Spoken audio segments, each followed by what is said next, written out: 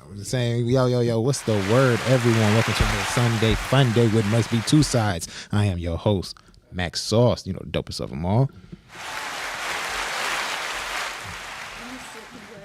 When my mic come on, you sitting with Carmen from Detroit Table Talk Saturdays at 5 o'clock. Miss Carmen. Hey, you sitting with your girl Maria. And it is I, Auntie's favorite nephew, but you can call me Woo.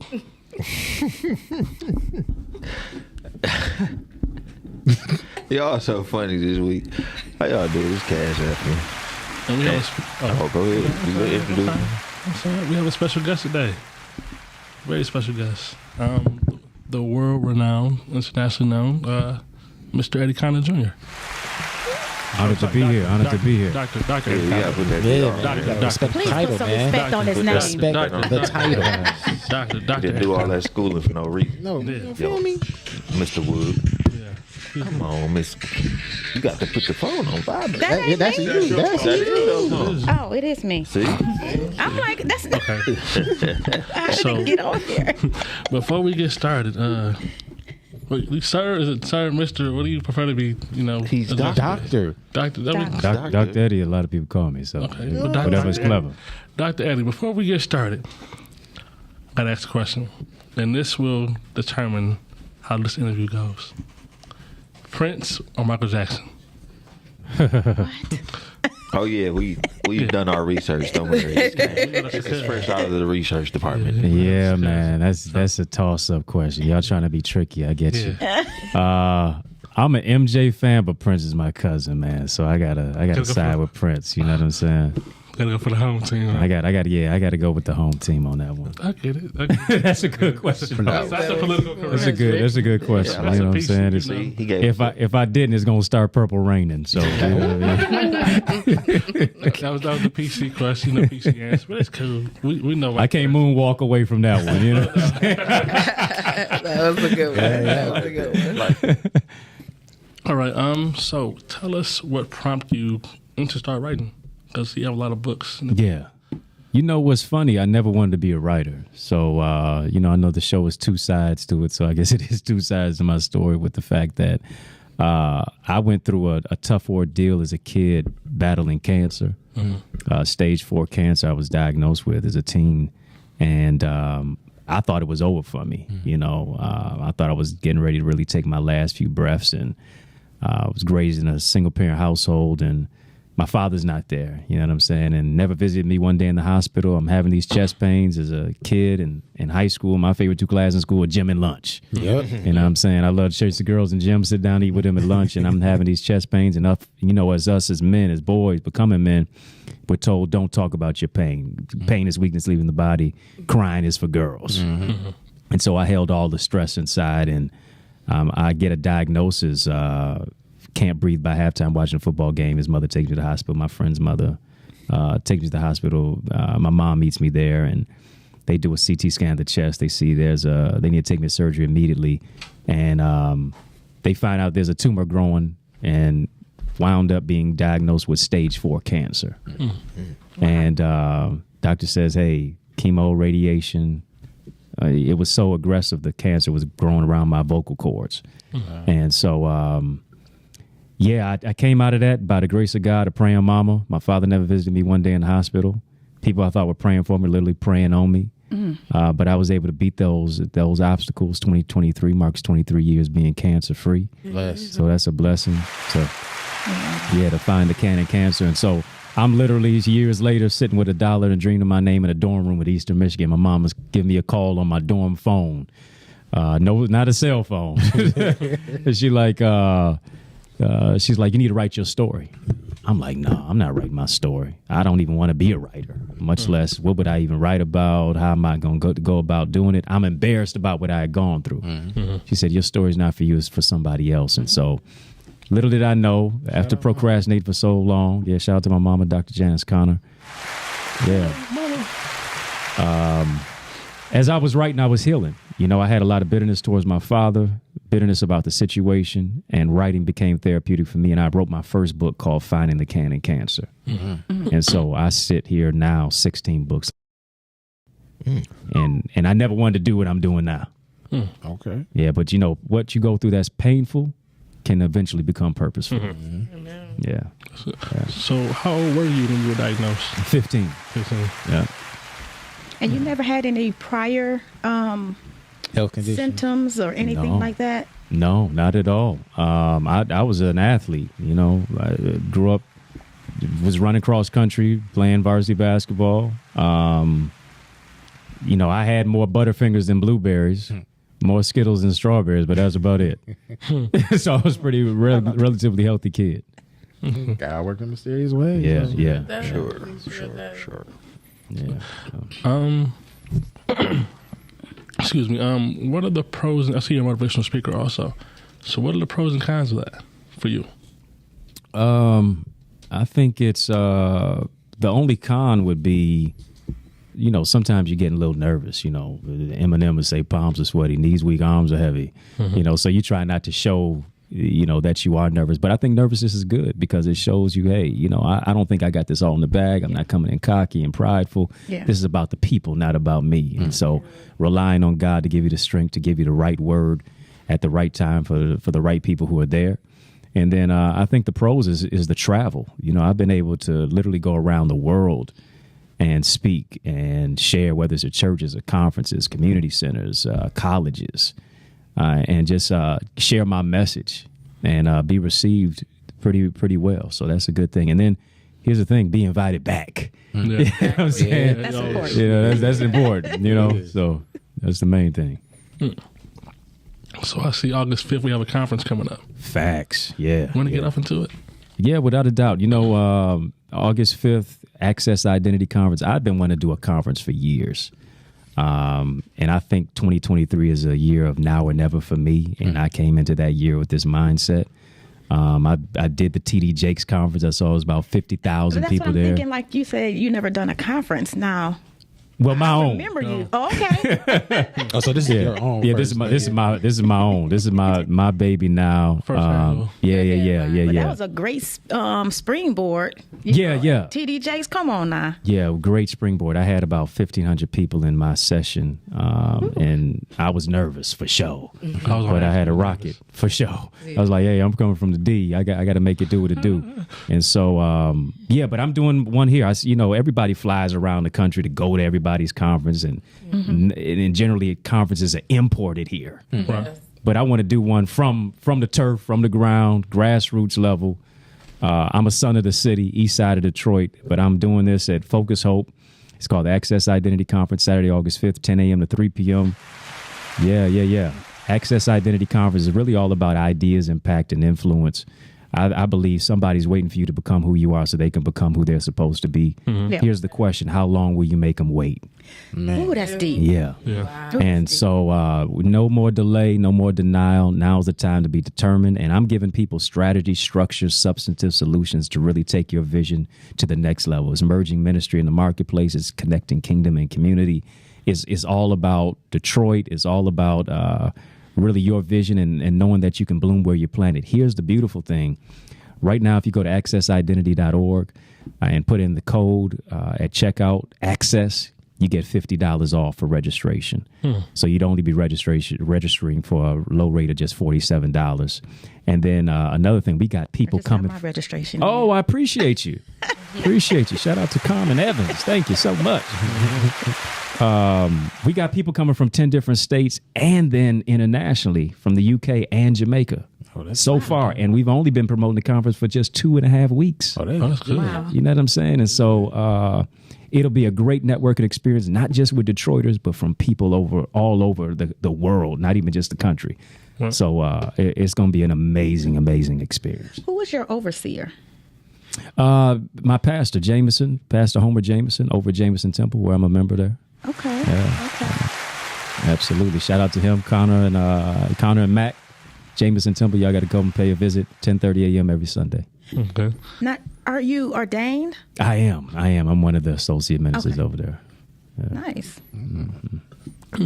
So with you having 16 books, are you working on number 17? Are you working on it? Ooh, you rushing me, brother. I know he just got I'm dropping 2 this year. You trying to make me do 3? Hey, the Trinity, you know, got to Right there, right there. You go. There you go. Come on, say a word, Reverend. It is Pentecost Sunday, so. Man, I miss church. Well, And he is in white, so is it? yeah, you know, Jameson, you go to Jameson Church, you know, 10:30 on Sundays. Okay. I need to go myself. So another question. Any ups and downs? I know we talk about pros and cons of being a motivational speaker, but what do you have? Do you have like ups for it? Like, what is your best or your biggest accomplishment from doing it that you would say? Biggest accomplishment from doing it, I would say, it's kind of in conjunction with some of my community work. I received the President Barack Obama Volunteer Service Award, as well as the President Barack Obama Lifetime Achievement Award from the White House. Yeah, so that's a major accomplishment. There's been a lot of media opportunities. Been on the Steve Harvey TV show, BET, and ABC and NBC, and some of the other alphabet networks. We can't forget Fox too. They right next door to us. Right, facts. I was just on there last Monday. Shout out to my guy Jay Towers. Did a great interview with him, and so it's been just a lot of great exposure. Just being able to share the message and just empower people, meet them where they are, and be transparent, be relatable, and connect to them. Regardless of race, creed, color, and background. Who were some of your mentors? Some of my mentors, actually, I got to give him a call back. He called me while I was coming in here. Shout out to Mr. Jay Melton, who's a great businessman. Okay. Yeah. Out of Ypsilanti, owns his own cleaners, and former Eastern Michigan University grad like myself. My former principal, I got to give him a shout out as well. What high school? Ferndale High. Ferndale. Yeah, Ferndale High. So I'm trying to think of some other mentors of mine. Like I got a lot of virtual mentors. Definitely my pastor, of course. Who's a mentor of mine as well, Pastor Jameson. At what point in your life did you realize that you had a gift on your life to, one, minister, and then two, to be a blessing to other people as far as being a motivational speaker? I would say a few years coming out of cancer. I actually did my first message/speech with cancer in my body. I grew up in Jamaica for some time, and my doctors were tell my mom, he said, hey, take Eddie somewhere. He's been getting bouts of chemo and radiation. I mean, I had a bald head and just totally discombobulated and dejected. And she took me to Jamaica, and the pastor friend of ours there, he said, hey, I want you to do the message on Sunday. And I'm there on vacation for about a week and a half, 2 weeks. And it was called Destined to Overcome the Odds. And, I was a nervous wreck doing the message. I probably would not want to go back and look at any video footage if there was any. But I saw how the people took to it. They embraced me. And then some years later, I got some opportunities speaking for the American Cancer Society. It was where I was kind of getting my first leg of speaking and things of that nature. And it just kind of snowballed from there to where I said, you know what, this feels good for me. It feels kind of just right, me sharing my story. And I felt as if the more I talked about it, the more I healed from it. Because I had a lot of trauma as a result of it. And when you're fighting for your life as you're starting your life and all of the other psychological debilitating thoughts, that's where I said, you know what, I think this is the purpose for me. And, I've been trucking ever since with it. When you heard that you had cancer, was there a time in your life that you had to look around at the people around you and maybe like walk away from some people? You know how like when you're sick, there's only a certain amount of people you want around you, people that are speaking the same thing. Right. Yeah. Did you have people around you that was, sitting like, woe is you, and what you gonna do? Did you have to dismiss those people so that your spirits can stay up? Yeah, I think my mom did a lot of that, but even, as a kid, they just fell off. You know, and I think cancer is, when you're a kid, you don't really know too much about it. And a lot of kids will treat you like it's modern day leprosy. You know, if I'm around you, if you cough, if you talk, it's airborne. You know what I mean? And so I was automatically isolated. I was automatically just kind of just by myself. It was just me and my mother. And I was so sick that I didn't even want anybody to see me. I remember the late great Kobe Bryant signed a hat for me. I still have it to this day from Make-A-Wish Foundation. This was when he was wearing number 8. Okay. You know, and he wrote a little message about keep going, stay, you know, there's a champion in you. And so I realized, because I felt that I just wanted to give up. It was really my mother who fought for me to where I began to fight for myself. It's a blessing. Yeah. And she told me, hey, everybody gets knocked down in life, but a knockdown is not a knockout unless you stay down. Challenges create champions. And so having to muster up that determination with faith in God and just look at every single day, all right, I'm one day treatment closer to total healing. You know, I hated getting chemo. I hated getting radiation. It was nauseous and all that stuff. Stuff you go through you wouldn't wish on your worst enemy. But I had to say, all right, I'm one day closer to the next level, to getting out of here, to never returning again, to being totally healed. And that's the mindset I had to approach. And that's a dope ass mindset to have. A lot of people would just fall under that pressure and just crumble to the weight of it. But to have your mama and to have God in your corner like that and to persevere through that, that's amazing, dude. Oh, absolutely. Don't discount a praying mama now. Oh, fact. I did. And I think, you know, and that's one of the things I was thinking about actually before I came here. And I'm just talking about Detroit for right now, but it's all over the country. We are having some serious issues, you know, going on. And in my mind, I was thinking, like, we need the Welling women to step up. And I'm not discounting the men, you know, because I understand there's power when men pray too. But it's a difference when a mother and a woman pray. There's a different kind of, you know, prayer, a tone, you know, a plead with God. Anointing, and I just, you know, I don't know, but I know we need to get the women together to pray, because these young folks out here. Yeah, they outside, recklessly. Man. You know, they outside. They outside. They got to reel them in. I got a 2-part question for you, Mr. Connor. Okay, the first question is, how do you motivate people not to be lazy? And then my second question is, do you talk to your peers or friends or family different than you talk to people that you, like, as far as in peers, when you do like motivational speeches? Is it a difference when you talk to them? I would say it's kind of on the same level. I mean, a friend of mine was calling me, asking me about relationships, and a particular young lady he's dating, this, that, and the other. And, you know, I'm not going to be as theatrical and, you know, a bullying and all that stuff as if I'm in a crowd when I'm on the phone or just talking to him one-on-one, whatever the case may be.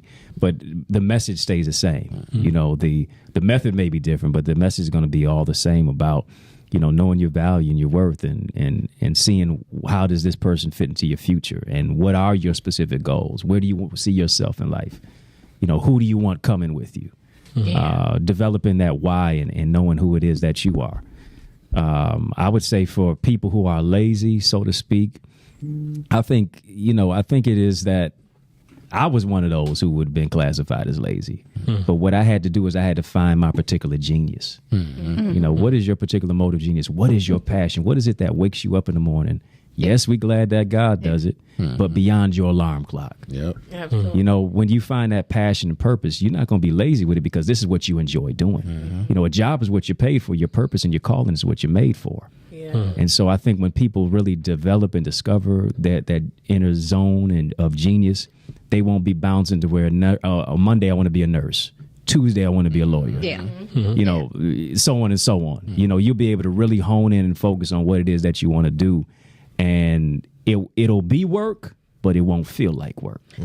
So it'll be something that you can do if you wasn't getting paid. Facts, yeah, totally So right. the money wouldn't make a difference. Right, yeah. You know, they can't pay me to speak. They can't pay me to write. You know, they can pay me a little bit, but it's never going to be to the value of what it is, because it took years for me to give you a message in 30 minutes. You know, you can't pay for that pain and the lesson that I gained from it. Ain't that the truth? Yeah. When it came to you having cancer at that young age, how did it affect your mental health? Oh, man, before I even knew about mental health and emotional intelligence, all that, I was totally dejected. I wanted to give up. I was depressed. I was discombobulated. I had suicidal thoughts. I felt as if, I was going to take my life before cancer did. I couldn't be around my own peers. When you're 15 years old, identity crisis is everything. Yeah. You're trying to fit in. You want to be around the crowd, and everybody's wondering, "Yo, where are you at?" And I'm lying to kids, talking about, "Hey, I'm transferred to a school or whatever the case may be." I'm not telling them I had that. Right. Yeah. You know what I'm saying? And so, wow. So you had to lie for a period of time? Oh, for sure. Yeah, I ain't proud about it, but I felt like I had to do what I had to do because I didn't want that word to spread like wildfire. And then, more so, I felt it would spread versus there would be consideration and concern and real care. I didn't want to be the talk of the town about a disease or fighting for my life. So I just really had to muster up hope. And I see mental health now, looking back at it. You can't spell mental health without men heal. Yeah. Think about that. And there were some things that I had to heal from. I had to forgive a father. I had to see myself as more than a diagnosis. What I went through didn't define me. It refined me. I had to understand that there's greatness on the inside of me despite the situation of what it is that I'm going through right now. So I got revelation out of my situation in the midst of the cancer crisis. Were you healing at the same time you were dealing with the issues with your father? And do you think that played a role in your physical healing? Yeah, I think me healing while I was going through cancer, emotionally and spiritually, did lead to the physical healing. I really do, because bitterness is a cancer in and of itself. Exactly. And I had to forgive him when he never gave me an apology. When your father doesn't show up for you in your time of crisis, when you're literally fighting for your life, my earthly father, but I'm grateful for my heavenly father. Yeah. Scripture says, when father forsake you, Lord will take you up. And so having that mindset, and then having my grandfather and my grandmother and other people who would come in, that my mother deemed were speaking life into my life, to sow positive seeds into my life and really, caused me to think positively and fight. I think that became the turnaround for me. Have you ever connected with your father after that? Oh, yeah. There's no acrimony. We're kind of amicable. Okay. But there's no real relationship that's substantive. Okay. We'll get on the phone every so often. He'll call me on a birthday, a holiday, or whatever the case may be. But, it's nothing substantive beyond talk about sports or something like that. So it's surfacey. Yeah. When did you accept the calling for ministry? I knew it at 12. I would say I really started accepting it early 20s, right around probably the time I went to college. That's when I started accepting it. To say, all right, I'm not going to run from it. I'll embrace it. Yeah, I'll run to it. Right. So was it hard walking into that calling, being in college and the worldly about college, where we know what everybody wants to go to college and have fun and do this, but if you're walking into a calling, you're separated. Yeah, and I wasn't always the best in college, I'll tell you that much. But I would say college was boring to me. No. Oh yeah, I had fun in college. They didn't give her no invites. It was boring because I was saved at that time. So they looked at me like the square kid. So you know the same journey. Y'all need to bring y'all Bibles to that party. Right. Sometimes you still gotta experience life with that. Yeah.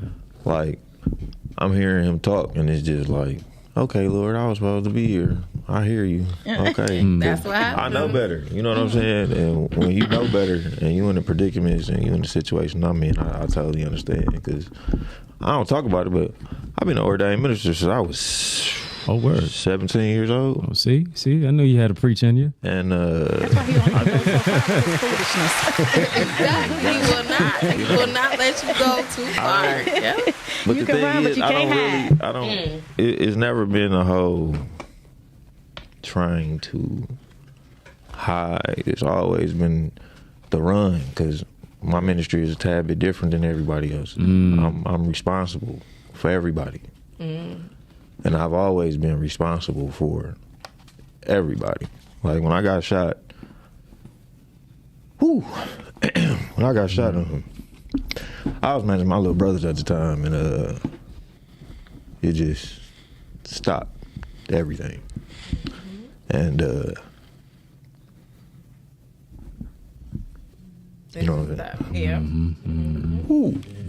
You know, God has a way of talking to Still us. here, brother. He does. It's not just surviving, but thriving. It's a testimony, So- ministry, and Facts, though. When talk about healing,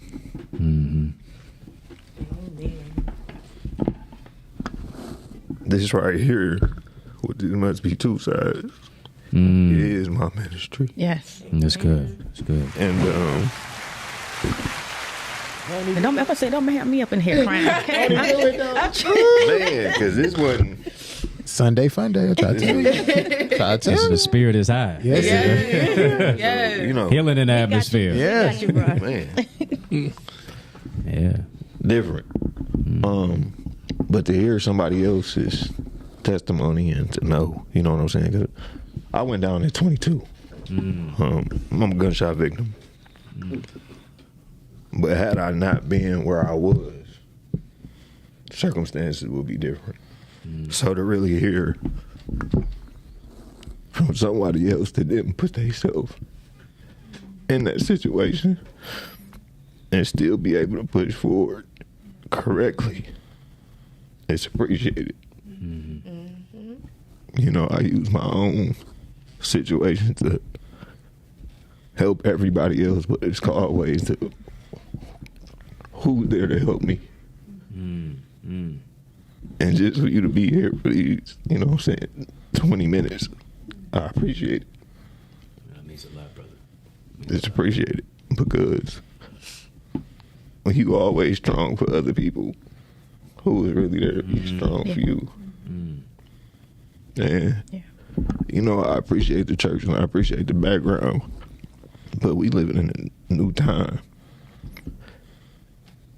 And, you know, I tell Miss Carmen all the time, I love her because I know this is one of them women who sit back. These is one of them praying mothers that we need. But it's also those of us like myself who have to actually be in the trenches to get other people to understand what's going on. Everything ain't peachy keen. Everybody don't make it to these identity access type conferences because their mindset isn't there yet. But for me, it's just that pull on that tug on, I'm here and I'm here, but I need to find my middle. So, you know, I appreciate it. I appreciate it. I wasn't expecting this episode to be like that, but I definitely appreciate it. He will move. Yeah. He would change the atmosphere. Yeah, it's always easier said than done, you know, and it's not until you in the situation where you have to constantly pray and ask God to give you a strategic plan for your life. You know, what I had to go through may not be what the next man or woman had to go through. So God definitely walks us through, you know, and I was telling you some weeks ago when God told me to write the book, I didn't want to write it because of some of the things that I had to go through in my life. And I was actually I was a teacher at the time, and I was talking to one of my co-teachers, and we were just talking, you know, we would get to work at 8 o'clock in the morning. We wouldn't leave till like 8 or 9 at night. Because even after our children were gone, we would stay and grade our paper, and we would just have fellowship. And I was talking to her about something, and she said, Miss Evans, you just need to write the book. I said, girl, I've been working on that book for 4 years. I really wasn't working on it. I would pick it up every blue moon, you know, add a couple of words and say, I'm working on it.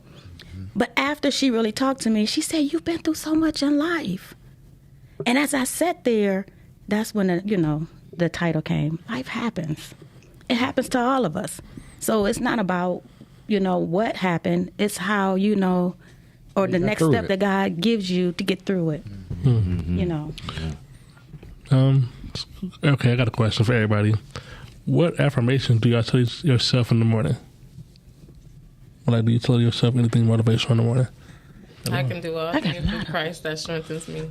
Because each day, being a single mom, you have to have strength to get through the day when, I lost my mom, and I'm the only child, so it's not a lot around my circle. So that's my biggest affirmation because, it's a struggle getting through sometimes. One of the first things I tell myself in the morning, and this may be trivia, and it started out as a joke. I wake up and I'd be like, girl, get up. And, quite naturally, it was like, girl, you got to get out this bed. You got to get to work. But it wasn't until later when I realized God gave me that, because of what I was battling spiritually, So every morning, that's the first thing I say, girl, get up. So no matter what I go through, you got to get up and move. You can't stay where you at. You can't, whether it's physically or spiritually, you got to get up and move. So once I, tell myself, girl, get up, I get to the mirror and I have like little sticky notes on my bathroom window, different scriptures or different sayings. And I end up quoting some of those things that, I am the woman that God has called me to be. My life will be impactful to other people. There's a lot of stuff I say. So, I ain't going to go out because I got a whole list. I was listening to the list. I wasn't expecting to get to me so fast. Honestly, man, I'm going to keep it G with y'all. I've been feeling stagnant in place for a minute. I don't tell myself no affirmations in the morning. The best thing I can tell myself is just figure this shit out day by day. Stop worrying about tomorrow. Because one thing I learned about myself is I like to plan ahead. And it don't never go the way I be wanting it to go. And it's out of my control. And I've learned that much about myself so far. Like, I can't control everything. So I can't even really give you a real answer on that one. Other than keep it shit going, figure it out day by day, that's the only thing I can tell myself. Because I don't know. So that's one of your affirmations. Keep going. Mine is be better than yesterday. You got to just be better than yesterday. Because going through this with this wheelchair in these times, like he said, it's just... See, he had cancer. I had cancerous friends. Come on. And there's going to be a couple people who going to watch this and they going to feel a certain type of way. But when we look up now and we in our 30s and I'm having the kind of issues that I'm having that y'all know I'm having, and y'all not there, and y'all still tugging at me. It's a cancer. I'm pouring into you, and there's nothing being poured back. And I'm really starting to notice now, like he said, for me, it's not even about this stagnant anymore. It's about who I got around and what's the purpose. Because I've gotten to a point now to where God has actually revealed, like, yeah, you be letting people use you. And it's becoming your own fault. Yeah, that's because I'm showing you. You know what I'm saying? Like, how many times you gonna keep letting these people, lightweight play with you? And I'm showing you something different, and you still keep trying to go back and pull them up. It's time for you to cut that off. That's a cancer. You have to let that go. So it's basically about letting today be better than tomorrow. That's good. Mine's is I'm just trying to see tomorrow. And I say that because no matter what I go through during the day, whatever goes on, as long as I see tomorrow or I have a chance to see my son, everything else can fall to the wayside or it won't matter as much. Because that's a motivation for me to get up to make sure he's good or, everything else. And also, no matter what I go through, somebody's going through something worse. So that's another thing for me. So it's always motivation to say just pray about it, but also just keep moving. So. Yeah. I would say for me it's kind of like a mixture of an affirmation and a determination with the mindset of course I tell myself I can do all things through Christ that strengthens me, and hey, I'm healthy, wealthy, and wise. It's going to be the best day of my life. You know, some of those types of thoughts. I don't say it necessarily every day, but it just becomes a mindset for me. Okay. What's an uncomfortable part of your job? What's the most uncomfortable part? Uncomfortable part of my job. I think I got comfortable with being uncomfortable, and that is the late hours of just working. You know, a lot of times I'm burning the candle at both ends, up early, you know, up late. Don't always get a lot of rest.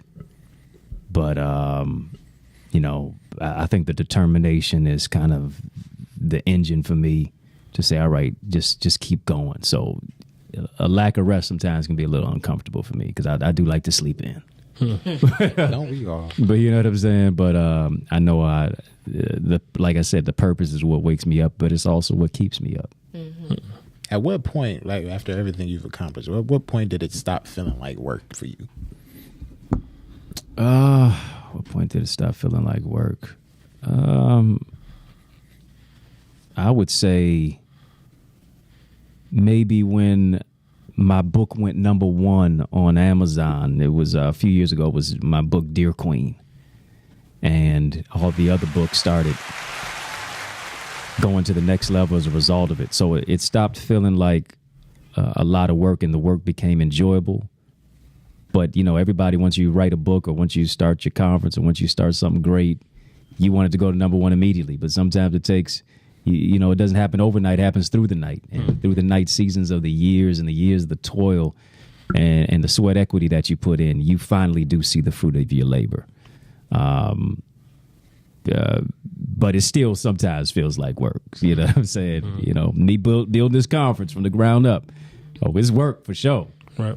But it's enjoyable. I want to ask you a question about that. Yeah. Do you ever get to the point where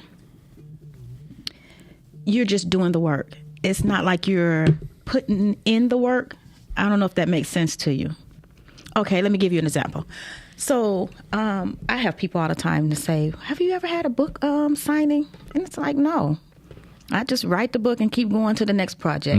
So do you ever find yourself just working where you don't stop to celebrate the thing that you that's in front of you? Yeah. I am the poster child. I live by the Jay-Z song, "It's on to the next one." Yeah. You know, I very do pause for the cause of celebration. I do more dedication than anything, and you know, a lot of people say, "Hey, you know, you burn yourself out," but I think it's rejuvenating to me because when I get that spark of energy or that inspiration, I catch lightning in a bottle. I got to keep going, and you know, it's about, you know, not so much the awards as doing it for a reward. Yes, that's what it's about for me. Yes. Out of all your 16 books, what's your favorite one?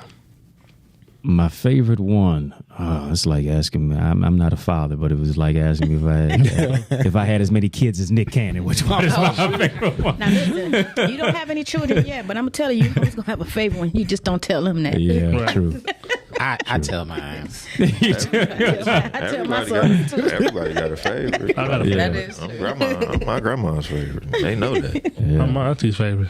They know that. That was definitely my mother's favorite. It used to be Dear Queen because it was so popular, but I got to go with The Mask of Masculinity. It's this one came out just last year, and it is about really how men can reclaim their identity, lead in love with loyalty. The prefix of masculinity is pronounced mask, and I think for us as men, we shroud ourselves. We use the mask of money, your Mercedes, your phone book full of ladies to hide the hurting boy inside.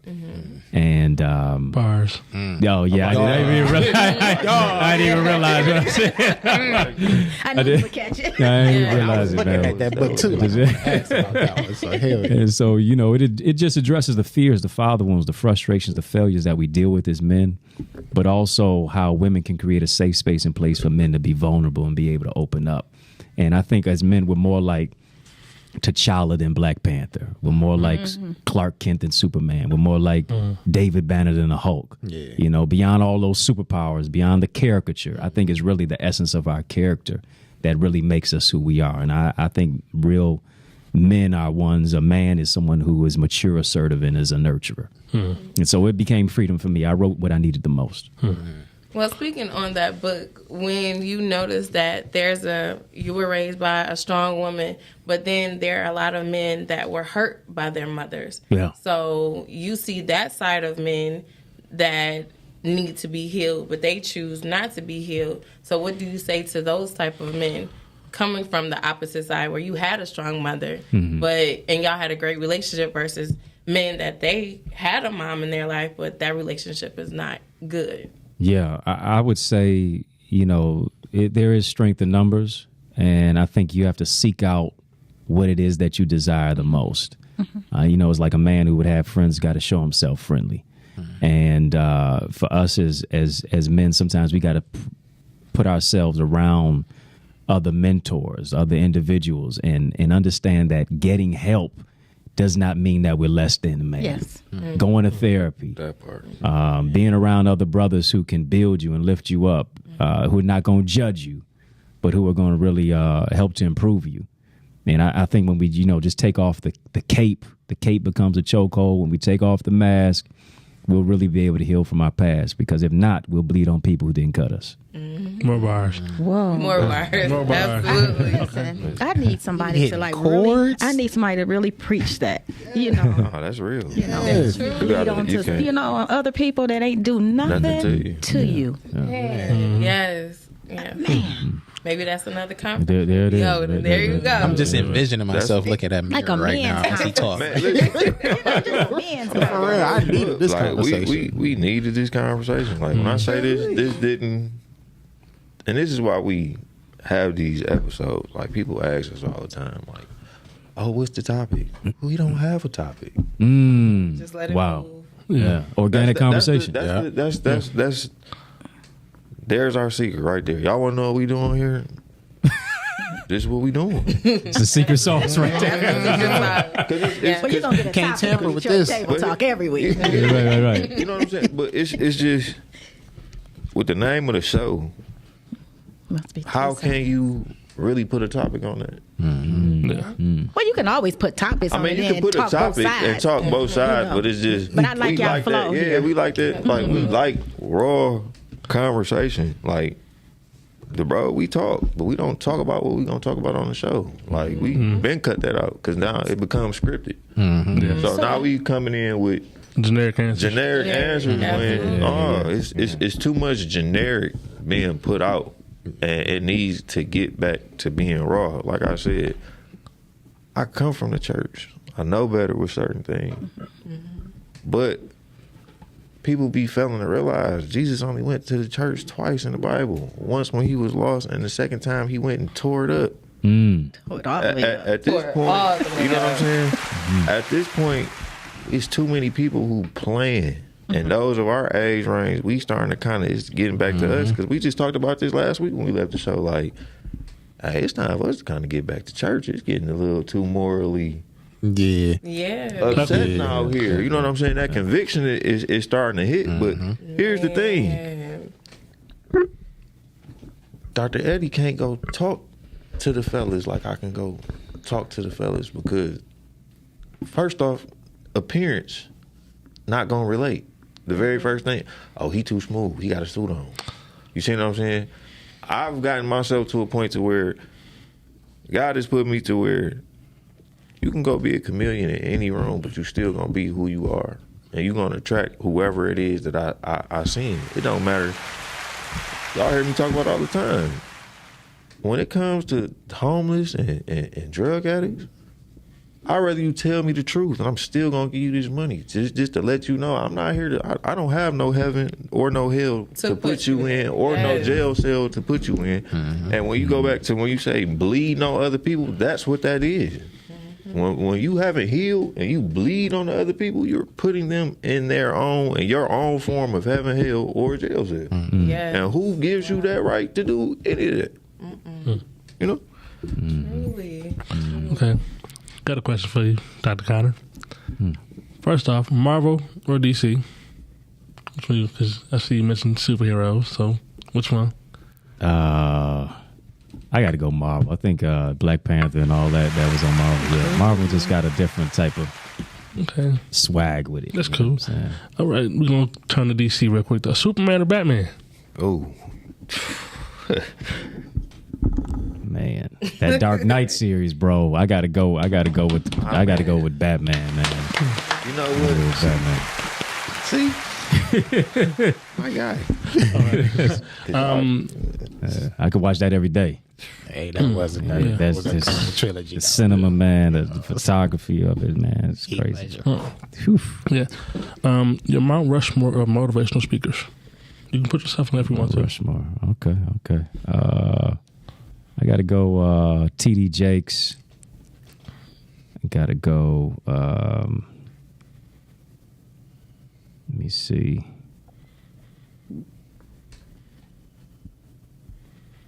I guess I got to go Tony Robbins. He's got some stuff. Oh, I was just thinking about his wife. I got to go with him. Man. E.T. Yeah, I got to go with him. Love E.T. Wow, that's different. E.T. I'm just Man, I'm gonna go Deion Sanders. I'm gonna just throw a wild card on that, and then I'm gonna throw me in that too. I'm gonna throw me in that equation too. You know what I'm saying? I can see why you said. I can see why you said Prime. No, I like how you do. I'm gonna just throw a wild card in there. You want to promote anything as far as in this conference you have going on, or? Yeah, I gotta let them know about the new book that's coming out. Can you tell us about the books in front of you? Yeah, most definitely. Masculinity alluded to that a little bit. Really redefining what manhood is all about from a context that is not so much materials, the immaterial self. Dear Queen, this is my second volume, volume 2. This is a second iteration, which is all about how to wear your crown, walk in authority and authenticity. This kind of brings not just the females into the conversation, but also the men.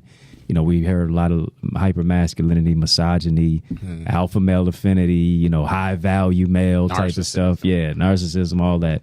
And really just want to celebrate the beauty of black women. Malcolm X said, the most neglected, unprotected, and disrespected woman on the planet is the black woman. Mm-hmm. And so to really speak life into the lives of our sisters and let them know real queens don't compete, they collaborate. Okay. Yeah. They're not just chasing the man, they focus on their purpose and plan. On my Facebook page today. Y'all hear that, right? Real queens understand that their royalty demands loyalty. They're too unique to compete, too rare to compare. As a result, they wear their crown, they build their queendom in the kingdom of God. And then this one ain't even out yet. Okay. Who Can Find a Faithful Man, coming out June 15th. Okay. I wrote this one. I was doing a men's conference and actually looking at the dichotomy of the scriptures, Proverbs 31 and Proverbs 20, verse 6. And the video went viral on social media. It's about 1.5 million views or something like that on Instagram. And from podcasts to panels, from churches to conferences, we always hear, who can find a virtuous woman? I'm so sick of them using that when it comes to singles ministry. It's like, so you're going to keep talking to the woman. We getting ourselves together. What about the man? Exactly. Just a couple of scriptures down. Exactly. They talk to the man. Yeah, and so I said, I want to go to Proverbs 20, verse 6. When 20 comes before 31, I'm more English than math, but I know a little math. Exactly. Who can find a faithful man? Faithful. And sisters want brothers want sisters to be virtuous. Sisters want brothers to be faithful. Yeah. Both generations, both genders are asking who can find. Mm-hmm. They talking about is pee in the pool, the dating pool. Mm-hmm. But we both asking who can find. We bumped it up a little bit. Yeah. Let me ask you a question while we on this. When you talk about Miss Carmen, we can't. We almost done? No, we gotta wrap it up. We gotta. Oh, I have to save it for the table. So the tenor of the book is, are we preparing women for unprepared men? And if so, let's prepare brothers for the right one. And they got to be right for themselves. So all these books on Amazon, Barnes & Noble, iTunes, Audible as well. Yeah. Before we get out of here, we want to thank Carmen from Detroit Table Talk. Thank you for having me. June 25th, we will be at Keys to the City again. Shout out, Big Keys. Shouts out to the team. This must be 2 sides. We definitely appreciate you, Dr. Eddie Connor. Appreciate the opportunity. August 5th. Yeah. AccessIdentity.org. Register right now. To get that, how much is it off? Yeah, $50 off. Put in the code. $47 total when you register. $50 off. Put in the code ACCESS at checkout. All righty, this must be two sides. We out here.